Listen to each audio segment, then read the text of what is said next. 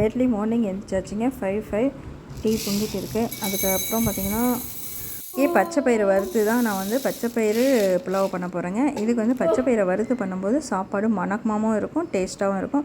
Double beans நைட்டே ஊற வச்சுருந்தேன். அதை வந்து குக்கரில் வேக வச்சுட்டு இந்த வறுத்ததை வந்து நல்லா அலசறதுக்கு தண்ணியில் போட்டுட்டேன்.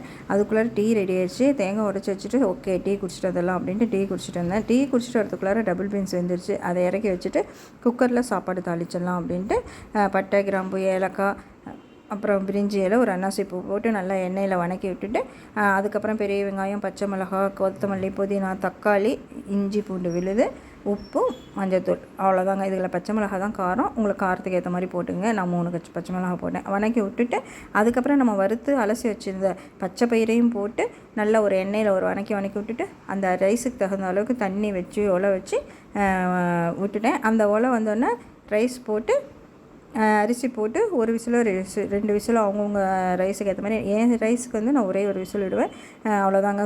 சாப்பாடு வேலையை முடிச்சுட்டு அடுத்தது அந்த சாப்பாடு வேகிறதுக்குள்ளார இதுக்கு கிரேவி ரெடி பண்ணும் அப்படிங்கிறதுக்காக 4 நூக்கல் கட் பண்ணி வச்சுக்கிட்டேன். அந்த டபுள் பீன்ஸ் ஏற்கனவே வேக வச்சது இருக்குது, அதுக்கு தகுந்த மாதிரி இது கிரேவி வச்சா தான் இந்த சாப்பாட்டுக்கு நல்லாயிருக்கும் அப்படின்ட்டு அந்த டைமில் வந்து என்ன பண்ணேன்னா, நான் வந்து வெங்காயம், பெரிய வெங்காயம், அதே மாதிரி இஞ்சி, கொத்தமல்லி, கருவேப்பிலை எல்லாம் வணக்கி இந்த மாவில் போட்டேன். ஏன்னா 2 நாள் மாவு இது. ஆக்சுவலாக நான் வந்து பணியாரம் பண்ணலான்னு நினச்சேன், டைம் இல்லை. அதுக்கு சட்னி அரைக்கணுங்கிறதுக்காக தோசையே பண்ணிட்டேன். தோசைக்கு இந்த கிரேவி நல்லாயிருக்கும் அப்படிங்கிறதுக்காக. அப்புறம் பார்த்திங்கன்னா எண்ணெய் ஊற்றி சோம்பு, இதில் வெங்காயம், சின்ன வெங்காயம், பெரிய வெங்காயம் 2ம் கலந்து போட்டுட்டேன் பொடியாக நறுக்கி. அப்புறம் பார்த்திங்கன்னா இஞ்சி பூண்டு, தக்காளி, 2 தக்காளி, மஞ்சத்தூள், மிளகாத்தூள், உப்பு, தனியாத்தூள். நான் வந்து இதில் கரம் மசாலா போடல, ஏன்னா தேங்காயிலே பார்த்திங்கன்னா ஒரு விரல் அளவுக்கு பட்டையும் 2-3 கிராம்பு போட்டு அரைச்சிக்கிட்டேன். இது நல்லா வணக்கிவிட்டு இதில் வந்து நூக்கல் போட்டு வேக வச்சு தண்ணி ஊற்றிட்டேன். அந்த வேகிறதுக்குள்ளார நாம் வந்து தேங்காய் விழுது அரைச்சிட்டு வந்துடலாம். அப்புறம் பார்த்திங்கன்னா வேக வச்ச பீன்ஸை எடுத்து டபுள் பீன்ஸ் எடுத்து போட்டுட்டு அதுக்கப்புறம் தேங்காய் விழுது அதுக்கேற்ற வரை தண்ணி கலந்து விட்டுட்டிங்கன்னா ஒரு கொதி வந்துடும்.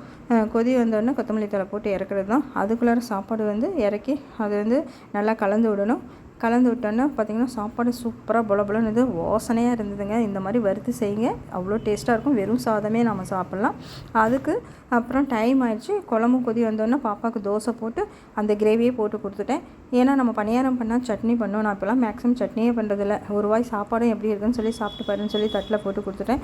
அப்புறம் அவளுக்கு லஞ்சுக்கு வந்து சாப்பாடு இந்த மாதிரி போட்டுட்டு மேலே வந்து காய்ங்க போட்டுட்டேன். குழம்பு இதுக்கு வந்து அவ்வளோவா இழுக்காது, சாப்பாடு லைட்டாக எடுத்துக்கிட்டால் போதும்.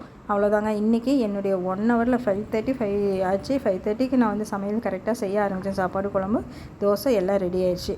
இந்த மாதிரி டேஸ்ட்டாக ஈஸியாக பண்ணிவிடுங்க.